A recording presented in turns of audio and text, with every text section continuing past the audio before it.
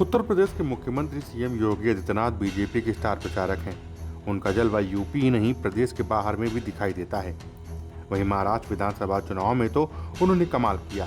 CM योगी ने जहां जहां बीजेपी और महायुति के समर्थन में जनसभाएं की, वहां वहां विपक्ष को धराशायी कर दिया। उनकी एक सभा के आगे विपक्ष के सारे समीकरण ध्वस्त हो गए।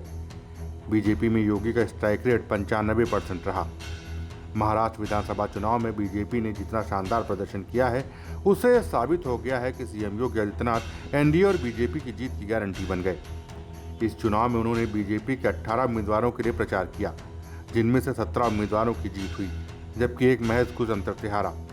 बीजेपी में योगी की जीत का स्ट्राइक रेट 95% रहा। वहीं सीएम योगी सिर्फ बीजेपी के लिए ही नहीं बल्कि महायुति के लिए भी वरदान साबित हुए। उन्होंने बीजेपी गठबंधन में शामिल दलों के उम्मीदवारों के लिए भी जहां जहां प्रचार किया, लोगों ने दिल खोलकर उनके समर्थन में वोट किया। महायुति में उनका स्ट्राइक रेट 87% तक रहा। सीएम योगी आदित्यनाथ ने महाराष्ट्र में 4 दिन में 11 जनसभाओं को संबोधित किया। इनमें उन्होंने बीजेपी समेत महायुति के कुल 23 प्रत्याशियों के लिए प्रचार किया, जिनमें से 20 उम्मीदवारों को चुनाव में जीत मिली। जो 3 उम्मीदवार नहीं जीत पाए, उनमें से 2 शिवसेना से और 1 बीजेपी से हैं।